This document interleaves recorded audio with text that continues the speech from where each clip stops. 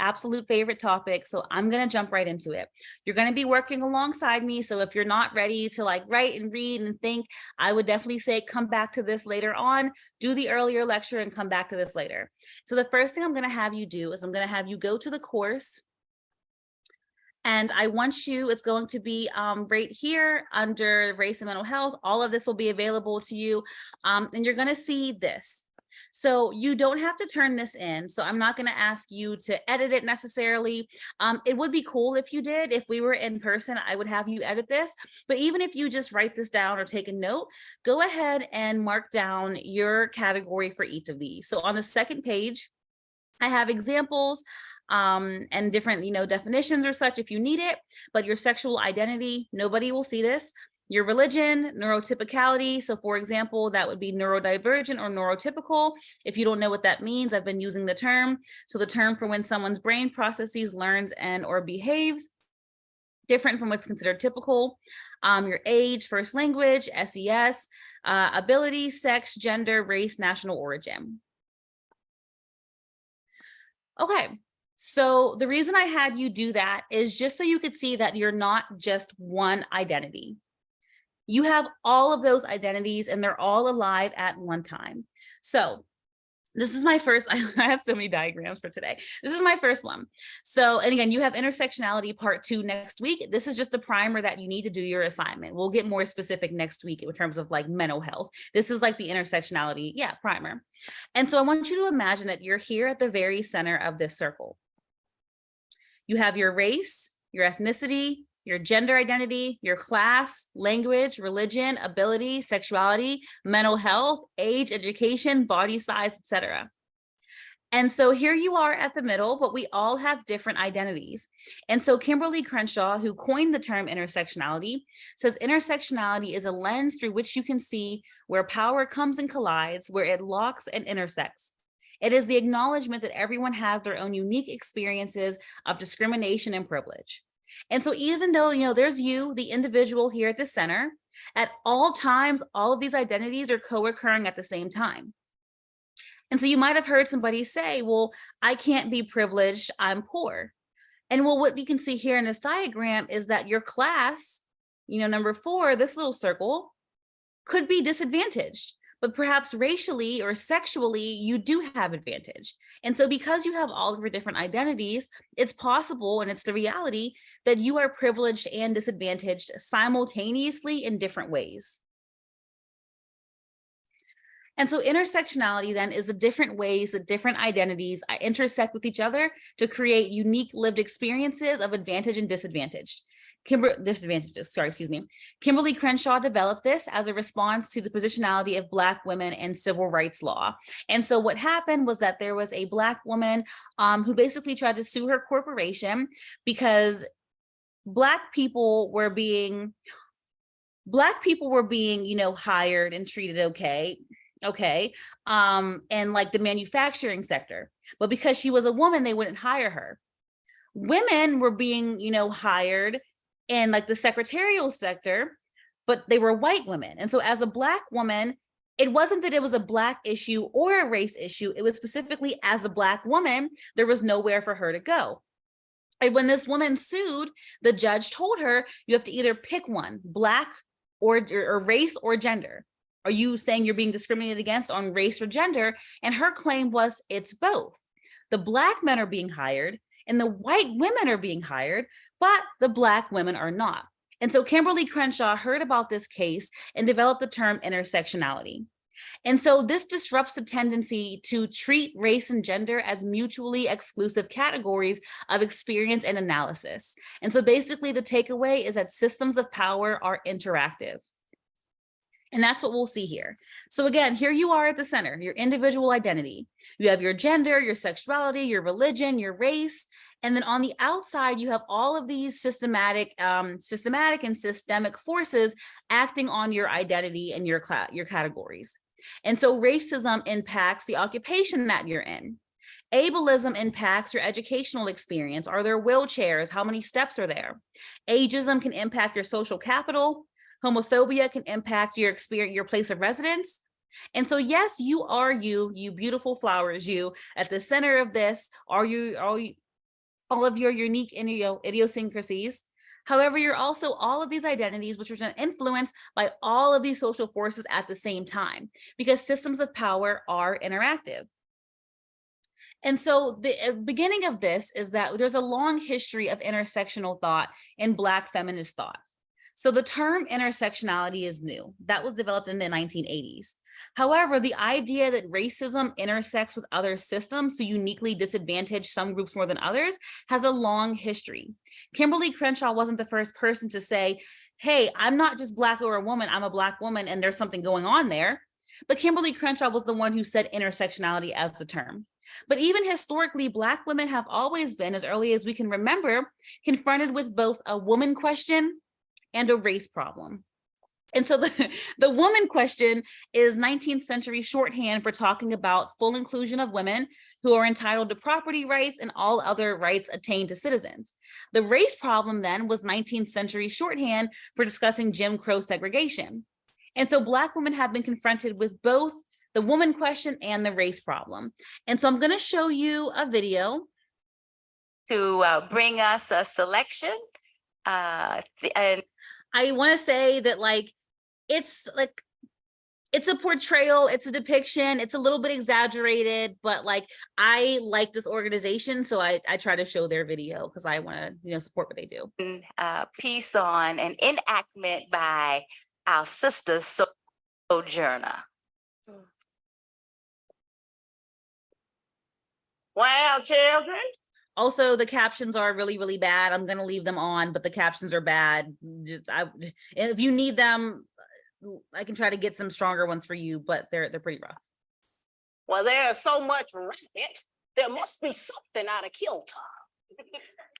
I think that twixt the Negroes of the South and the women of the North all talking about rights. These white men gonna be in a fix pretty soon.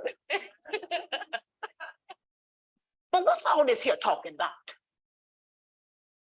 That man over there says that women need to be helped into carriages and lifted over ditches and to have the best place everywhere. Nobody ever helps me in the carriages or over mud puddles or gives me any best place. Ain't I a woman? Mm-hmm. Look at me. Look at my arms.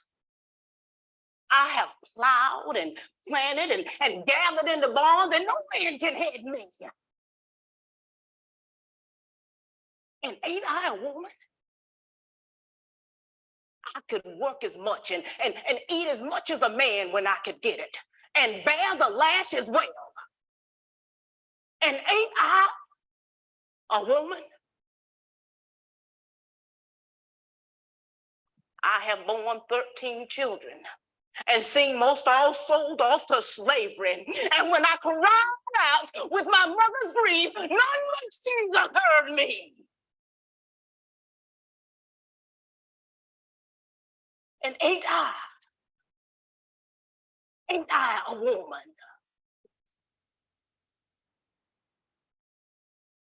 Then they talk about this thing in the head. What's this they call it?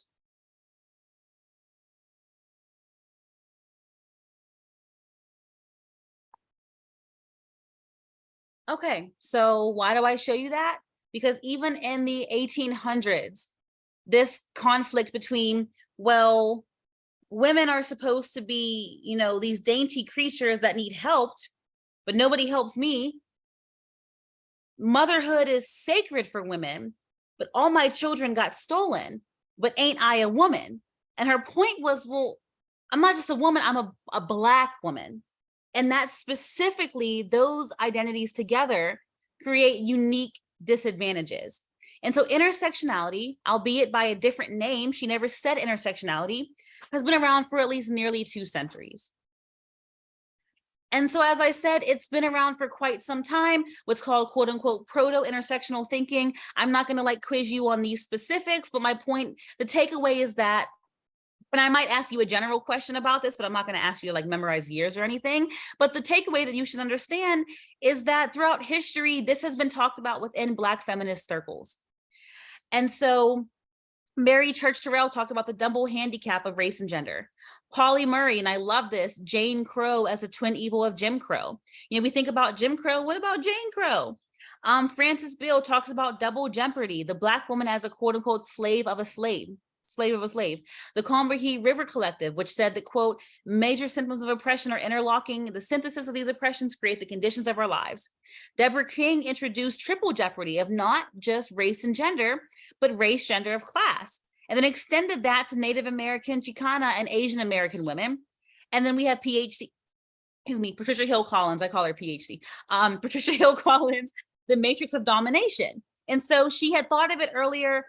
She published about it in around 1990, although she had spoken about it earlier at conferences and symposia. But the point of this is that regardless of the fact that Kimberly Crenshaw came up with the name in 1980s of intersectionality, this type of thinking has been alive and well in Black feminist thought. The idea that systems of oppression, specifically racism and sexism, and also classism, act in tandem to uniquely disadvantage specifically Black women. And so intersectionality has been a response to single axis analyses. And so single axis analyses don't capture the full reality of individual experience. Single identity politics that focus on gender or race ignore the multidimensionality of lived experiences. We are never just one identity, although some identities feel more salient than others in some situations. And so I can't say, like, you know what, I don't got it in me today, I'm gonna just leave my Black at home, I'm just gonna be a woman. Or you know what, I don't feel like dealing with it, these corporations are killing me, I'm not gonna be queer today, I'll be queer when I come home because I'm sick of seeing Target ads. Like I can't, no matter, maybe right now, professor is the most salient identity to me. I'm talking about race. And so I feel my race, I know a lot of you, I've seen your pictures, and a lot of you do not present as people of color. And so even hearing me talk about race could be uncomfortable for you. And so I'm aware of that. And so I do feel my race as I'm talking about race. But typically when I talk to you guys, I feel like a professor. I feel like a sociologist. And so even though I feel like a sociologist at that time, I don't stop also being Black and queer and neurodivergent, et cetera, et cetera. Because even if we only feel one of our identities, it doesn't mean we stop being the others. And so any analysis that doesn't take intersectionality into account just can't sufficiently address the way that marginalized groups are subordinated.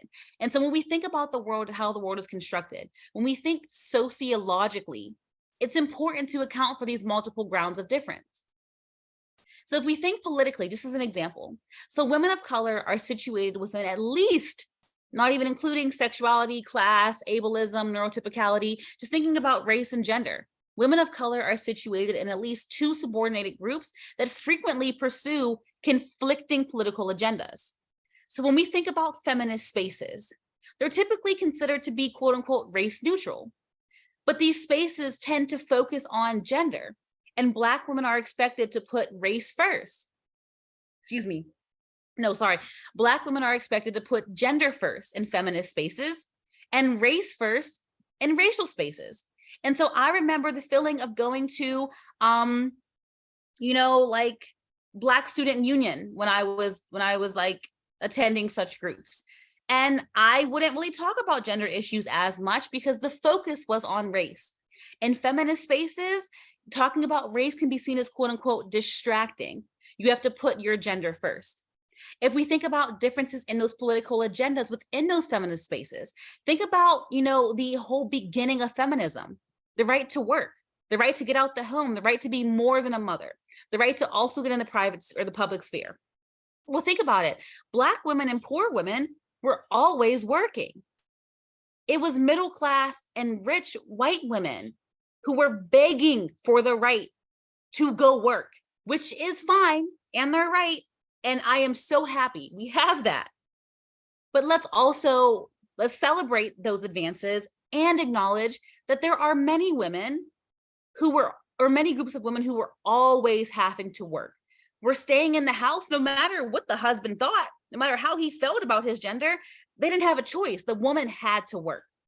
And so even when women were allowed to work, even when these advances were won, Black women were typically barred from the employment opportunities that were reserved for white women.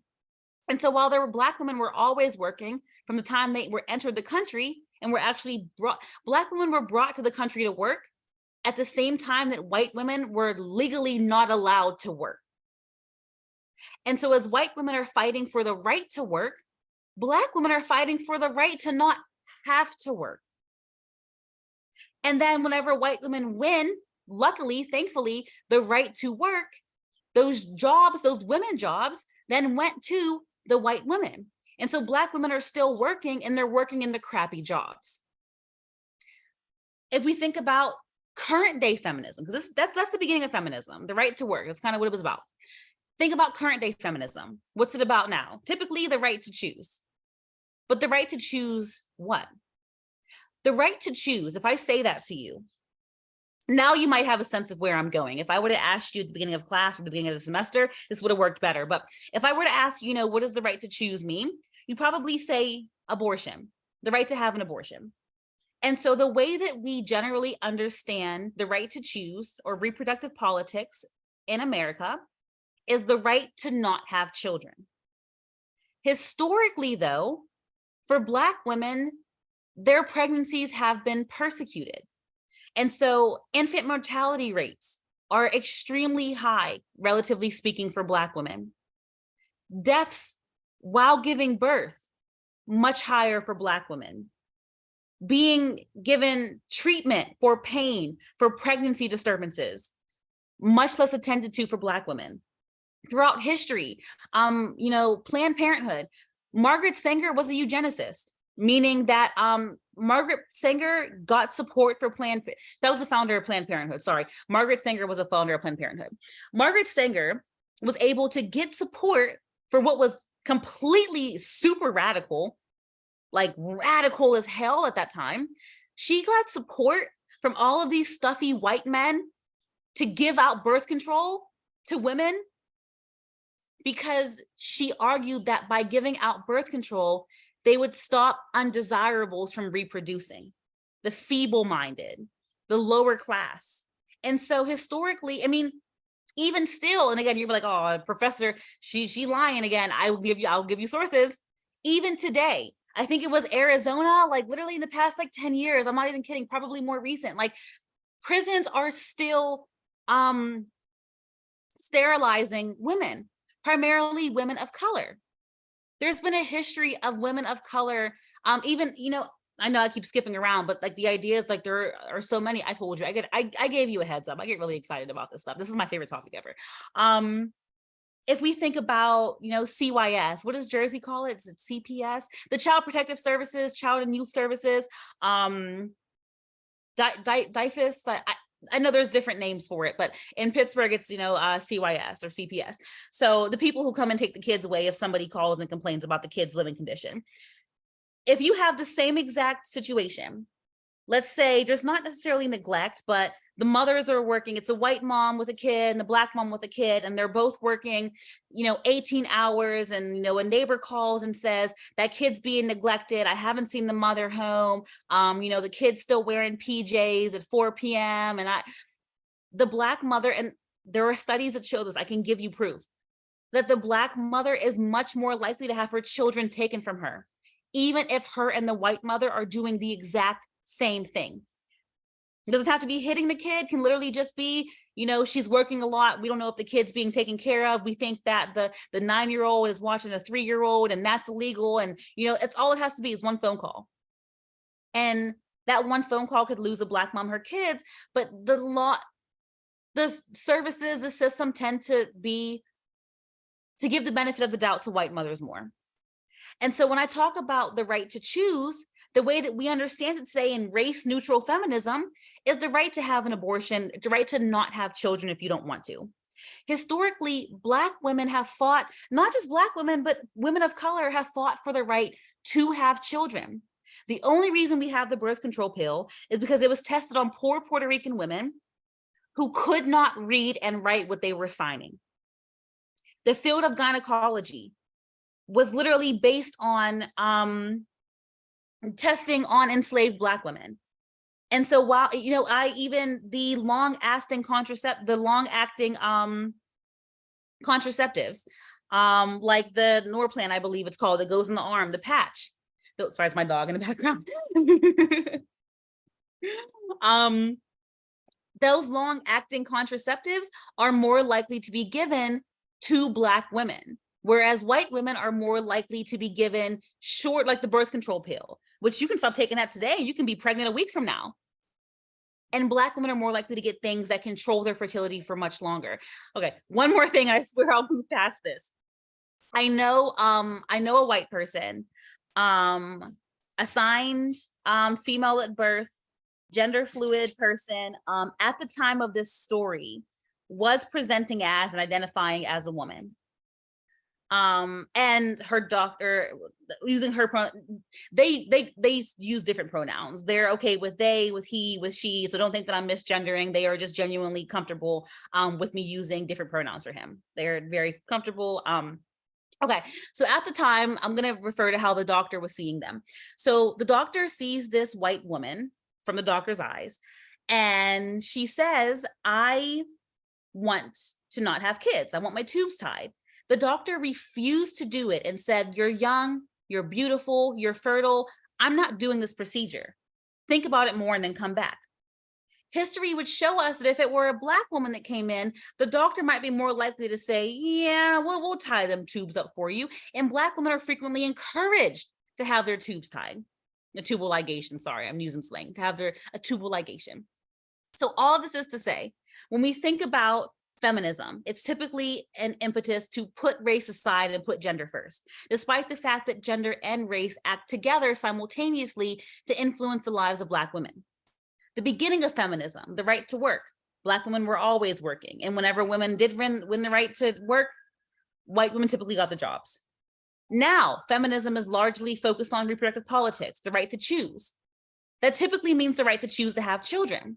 But for Black women and poor women as well, poor white women too, and women of color, they have historically fought to have and keep their children. And so justice looks different for different groups. That's why actually reproductive politics, a lot of Black circles will say reproductive justice, because they want justice, which looks different for different groups. And so as Audre Lorde says, there is no such thing as a single issue struggle, because we do not live single issue lives. We can't leave the gender out of race or leave the race out of gender without leaving out people who are marginalized by both race and gender. All oppression is connected. And so representation is connected to inclusion, which is related to slavery, labor rights, which is related to AIDS, oil, all of these, religion, sexism, silence, water, all oppression is connected. And you guys, and I know it sounds fluffy, but like none of us are free until all of us are free, because everybody is hurt. Again, like the idea that women are natural nurturers, that hurts women because it stifles women's opportunities. But conversely, that means that men are like assumed to be predators if they look at, smile at a young child, that men are not allowed to cry in public, that if a guy wants to, if a boy plays with baby dolls, he must be gay or something, which is not bad that he's gay, but the idea that like men aren't allowed to want to be around children unless something is quote unquote wrong with them. The same things that hurt women hurt men too. If we think about racism, thinking about, Black people being imprisoned more, that hurts Black people, but also all the tax dollars that are going to maintaining these prisons. Well, people with higher income who tend to be white people, that's their taxes. And so every single system of oppression, yes, it hurts the obvious group, the oppressed group, but it's all connected. We're all suffering under these oppressions. I like this one, and I don't have too many more diagrams here, but diversity initiatives that center all women often don't center non-white women, and as a result, fail to account for the multidimensional impact of race and gender on hiring practices, promotion tracks, and more. And so intersectionality is a traveling theory, which means that it's moved across disciplines and geographies. Again, Kimberly Crenshaw was in law.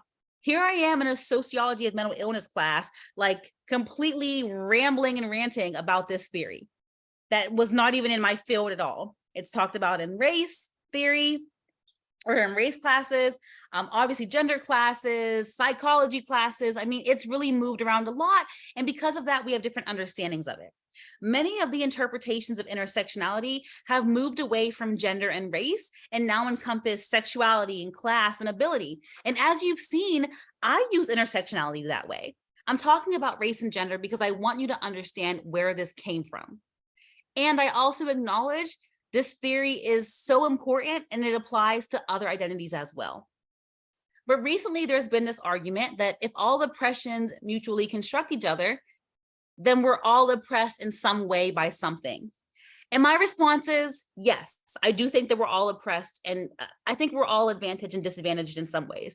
Even if you are right now watching this, and even if you are an impoverished, dark-skinned, neurodivergent, queer, visibly disabled, Muslim, trans woman, if you are, all of these categories, which are, at the bottom of the quote unquote social hierarchy, you're still able to view this PowerPoint. You still have Wi-Fi, you still have internet, you still have access. And so the fact that we're all here, you're privileged in some way.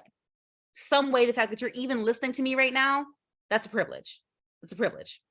And so, yes, we're all oppressed by something, just like we're all advantaged in some way, but we have to be careful about the flattening and proliferation of difference.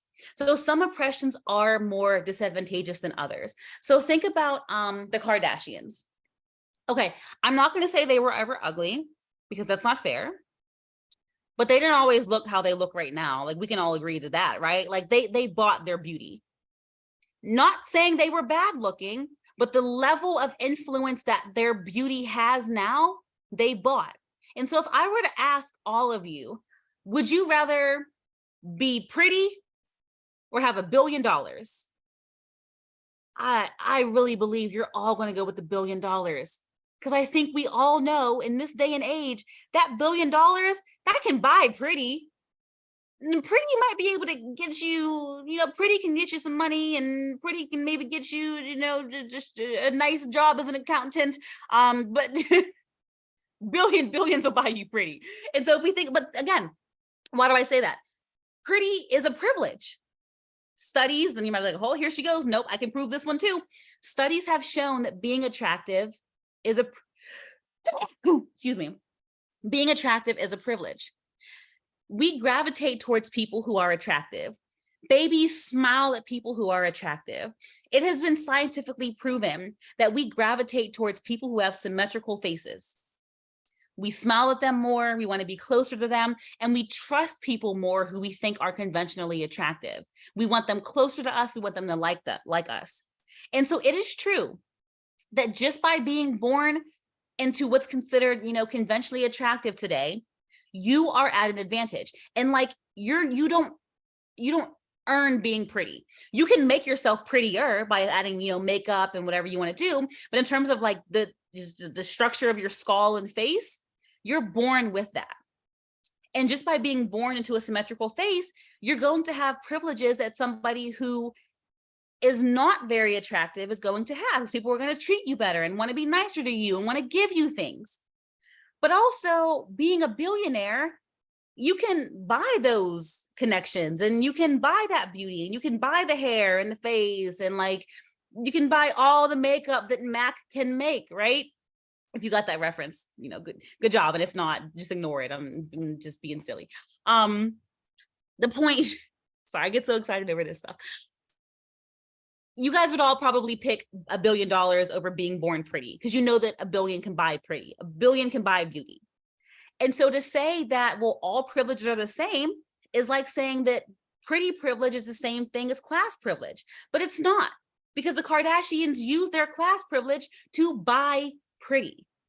And so that's my point. Yes, we're all oppressed. I do stand by that.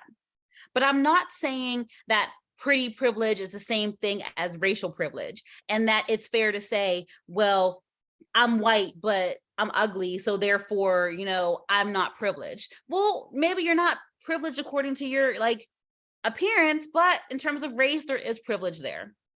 And so limiting the scope to just race and gender can feel stifling. I'm talking about attractiveness, talking about class, ableism. And so just to say, well, this can only be about race and gender feels stifling. However, we have to be cautious about erasing women of color from their own knowledge production.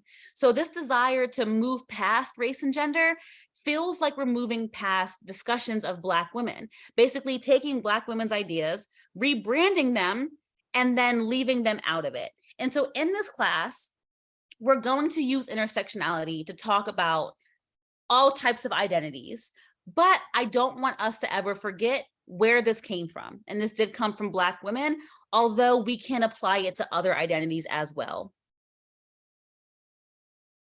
Okay. Finally, you didn't have to read this article. I did put it on Canvas for you, but I wanted to at least include it. So Kimberly Crenshaw was interviewed on what intersectionality means today. And one of the things she said that I really liked is that anything that's meant to address gender inequality has to include a racial lens. And anything that's meant to address racial inequality has to include a gender lens. And so the failure to begin with an intersectional frame will always result in insufficient attention to Black women's experiences. Intersectionality is a lens, a prism for seeing the ways in which various forms of inequality operate together and exacerbate each other. So an example, we talk about the wealth gap and we say men make more money than women. Okay, but which men and which women? Because white women's median wealth is higher than Black men's median wealth. So generally, if we take all men and all women, men have more wealth. But if we look at race as well actually Black men have lower wealth than white women. If we think about income, what do we hear? Women make 79 cents to the man's dollar. No, white women, again, this is the race neutral feminism thing I was talking about. We hear that, oh, women only make, 80 cents to a man's dollar. Well, that's only part of the story. White women make about 80 cents to a man's dollar, which of course is, deplorable and not great. Black women make 60 cents to a man's dollar, and Latinas make 50 cents to a man's dollar. And so if we just talk about just gender and we just collapse everything under the quote unquote universal experience, well, we're leaving out the racial nuance. So which men, which women, and then within those categories, what else is happening? All right, so I have just 2 more diagrams for you, and then I will move on to your assignment. So I like this one because it shows you the axes of domination and it shows you the flip side. And so privilege and oppression, and this is the axis of domination. So we would see like fertile and infertile. Fertile, being able to have children is generally regarded as being more normative than being infertile. Light is privileged to dark. Being attractive is privileged to being unattractive, credentialed as a non-literate, old versus young, et cetera, et cetera. And so if you ever want to think more about, what are the opposites, what are the, categories and the polar opposites, and, what are the types of systems here, you can look at this. It has not only the systems, but also the identities. And finally, this is like my favorite one to end with. So intersectionality, a fun guide. So this is Bob. Bob is a stripy blue, in case you were like, I don't get this still. Bob is a stripy blue triangle, and he should be proud. He says, yay me. Sadly, some people do not like Bob. Bob faces oppression for being a triangle and for having stripes. And so we see this right here says down with stripes, and here it says God hates triangles, and Bob is sad. Luckily, there are liberation groups, but they are not intersectional. So they look like this: welcome triangles and welcome stripes. They don't talk to each other. In fact, they compete. And so we have the triangle saying, I'm more oppressed. And then we have the stripes saying, no, I deserve more. Bob can't work out where to go. He asks himself, am I more stripe or more triangle? Bob wishes that triangles and stripes could work together. And so, we have the stripy circle now saying oppression of one affects us all. No liberation without equal representation. And so intersectionality is the belief that oppressions are interlinked and cannot be solved alone. Oppressions are not isolated, intersectionality now. And so I like this one because it's kind of like a cute end to what's kind of like a could be stressful lecture if you're like, oh God, I never thought about this before. I know it can be a lot, but lead into it. This is good stuff. Oh, sorry about that. Okay, so I'm going to move on to your assignment now. You're going to be asked to write and think. If you need a break, take one, come back later. It's okay. I'm posting this late. I already told you, if you need more time for the assignment, that's okay. And so if you're feeling burnt out, come back to this later. I would much rather you take extra time and do work that you're proud of than to rush through it and give me crap. Not saying anything you guys would do would be crap, but if it's between rushing through it and being on time versus turning it in a couple of days late and making it good, I will always prefer the late good version, unless it's the end of the semester when I don't have time, but we still have some time now. So if you need more time, go ahead and take it. You will need the worksheets on Canvas. You have to have them to get this done. Okay, so this is the other article that I put as optional. You didn't have to read it, but I wanted to include my favorite part. So Nelson George asked Angela Davis, what advice would you give to the average person about what they can do to help achieve more equality in America? Angela Davis said, self-interrogation is a good place to start. If you see inequality as a them problem or unfortunate other problem, that is a problem. So the first thing I'm going to have you do is quote unquote, check your privilege. And so I want to say this might be uncomfortable for some of you, but I'm going to ask that you please not shut down on me. The worksheets you're going to do, no one's going to even see. We're all privileged and we all face hardships. And so today we're going to focus on identifying those, and we'll come up with something we can realistically do to decrease inequality. But I ask that you just don't give up. And so you can find, and again, this will all be available, the worksheet right here. So assignment 1 is going to look like this. So all I want you to do is go through this and answer whether it applies to you. And so, for example, I'll just go to this one. I'm a cisgender person, so I'm gonna skip here. Don't skip. I'm just giving you an example. Strangers don't ask me what genitals I have and how I have sex. That's true. Nobody asks me that. People don't ask my real name when I tell them my name. Nobody asks me that. People don't purposely, misgender me. That's true. My gender, being a cisgender woman, is acknowledged universally, immediately, without it. That's true. And so that's the sense here. Go through each of these and check off what applies to you in relation to this. And so there's one, let me see.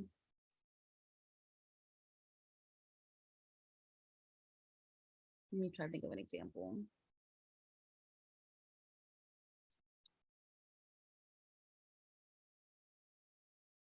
Okay, so what I'm trying to say is that you keep this in mind when you answer each section, because there might be some questions that you're like, well, this seems really vague, but think of it in the scope of race. These are for gender, so whether woman, man, NB, gender fluid, gender identity, are you trans or cis?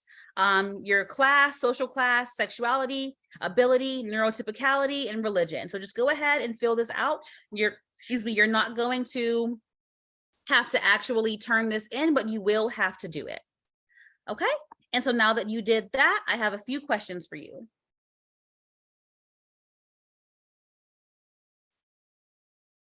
Okay, congratulations. You have now acknowledged several privileges that you have. So now we're going to think more about your privileged identities and how we fit within the larger social hierarchy.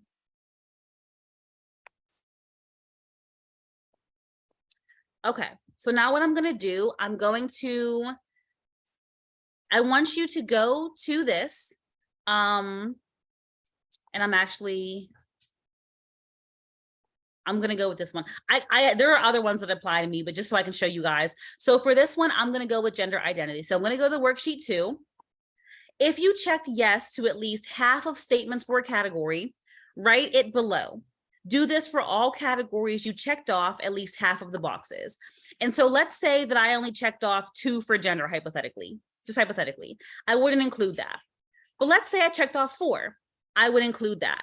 If you end up checking off every single one, that's fine. It happens every semester. Every single semester, there's someone who's like, ooh, I got all of these. And I'm like, listen, let's talk about it. So everyone that you checked off at least half of the statements for, write it below. So I'll put, gender identity. What's another one that I would probably check for? Well, let's do class, and we'll do ability, for example. So that would be an example of mine. Then next, you're going to pick 3, and I only put 3 here just to show you, 3 of your privilege statuses that you want to learn more about. If it's less than 3, if you only have 2, for example, then use all 3. And you're going to fill in this worksheet using those 3 privilege statuses. So what you're going to do is for each one of them, you're going to write the privilege category, your identity, and you're going to indicate the order, and then where you fall within that. So write the privilege group next to the category. So I wrote gender identity here. I'll do another one for you, class. And then gender identity, what's your specific identity? So I'll just put, just hypothetically, I'll put middle class. Decide what I think the social order is and write this next to order. This is your own idea. So for example, for gender identity, I put trans and cis. I could have been more specific. I could have said mask presenting cis man, mask presenting cis woman, femme presenting femme. Like I could have literally went super specific. This is however you want to do it. So for class, I'll say poverty, low class, working class, middle class, upper middle class, upper class, rich. And please spell these out, but I'm just showing you, just to give you an example. Okay, so that's my order. I think the general hierarchy of, sorry about that, of gender identity is trans and cis, of class would be this. And then decide where you fall within that hierarchy that you come up with. Just indicate it in some way. So here sorry about that. Here I circled it, but for this one, I'm going to bold it. So that's where I am. So that's all you have to do. So you're going to pick up to 3, or at least, you're going to pick 3 of your privilege statuses that you checked off at least half the boxes for under a category. You'll write them all here. You'll pick 3 of them, and then you'll fill this out for each of them. The category, which is going to just be this, your own identity within that category, the social hierarchy that you personally believe exists, and then indicate where you fall in that hierarchy. Okay. And then I want you to answer these questions. All right, almost done. Nice work. So at this point, you have thought about your privileged identities and where you fall within the hierarchies. So now you're going to think about what can be done. What can be done with those hierarchies. So now we're on to the action statements. And so what's really important about the action statements is that you have to make it concrete. So on this page, you're going to think about what you can do in real life as an individual to promote equity in the social world. So what you're going to do is you're going to go back to this sheet. So as your identity who holds power over somebody lower in your hierarchy, I can blank to promote equity. And so if I go back here, I could say, as a cis person who holds power over trans people, I can add pronouns to my email signature, for example. It's just an example. It has to be a concrete step that you can do in real life. It's an action step. I'll give you another example. As a middle class person who holds power over poor people, I can buy lunch for a person without housing in downtown New Brunswick. That's something I can go out and do today. I know for a fact there are people who are going to be outside and homeless. I can do this today. I can add pronouns to my email today.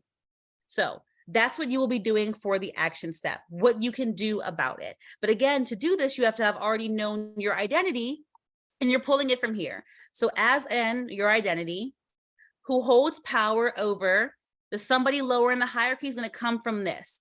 And so from here, I know these are like these are backwards. Sorry about that. It would have to be trans because that's all I had in my hierarchy. For the order here, I could pick anyone from here. So I could pick, poverty, lower class, working class. I put poor people, but I could have put lower class. And that's what you'll do for here. So 3 action steps of your choosing. Okay. And now you are ready to do your assignment. Now that you have done all of the steps. And so what you're going to have to do, and I'll show you your assignment now. This is your assignment. The first thing you'll do is just introduce yourself. This can just be a couple sentences. So how do you see yourself overall? It doesn't have to be the identities from this. It can literally be any of your identities. And then explain how you chose the 3 identities from worksheet 2, how you chose these identities to work on. Do you think these are things that people first notice about you? And then for the next step, you're basically going to just input information from your worksheets. So identity category 1. So I would say, gender identity. Social order from worksheet 2, I said cis and then trans. My positionality, cisgender. Disadvantages. How do I think those who have less power than me are impacted? How do I think those that have more power than me are impacted? So what I have to answer here is, how are trans people impacted? That would be what I have to figure out. For this one, I would have to answer, I hold the most power. And then I would have to write about that because there's no one higher than me in the hierarchy that I made. For this one, class, the social order, I'm just going to do poor, middle class, rich, just to make this easy. My positionality, I'm going to say middle class for the purposes of this. So how do I think that people who have less power are impacted? So how poor impacted is what I'd be answering here. For this one, how do I think others who have more power exercise this? So how do the rich exercise power? So there are going to be some where you hold the most power and you talk about that. There are going to be others where there's somebody who is higher in the hierarchy than you, and you talk about that because, again, you're going to be, more privileged than some, but not as privileged as the others. And you'll do that for 3 different ones. This is coming straight from worksheet 2, plus these extra questions. Part 5, define intersectionality in your own words, and what does that look like? And then this part is really the most important part. To do everything else is important, but you have to do this. So the action step, you're going to pick one goal. So you fill in the relevant material, answer the questions, and do your action step. Set a goal. A vague goal is okay. It can be totally vague. I want to change the world. I want to make the world better for trans people. But you're going to select one concrete step and actually go out and do it between now and Sunday. If it's something you have to wait for to happen, like my concrete step will be, I correct someone when they misgender somebody. You can't control whether that's going to happen between now and Sunday. You can control that you're going to purposely go to downtown New Brunswick and buy somebody a sandwich. You know they're going to be there. You don't know someone's going to get misgendered. So pick something you can actually do, physically do between now and Sunday.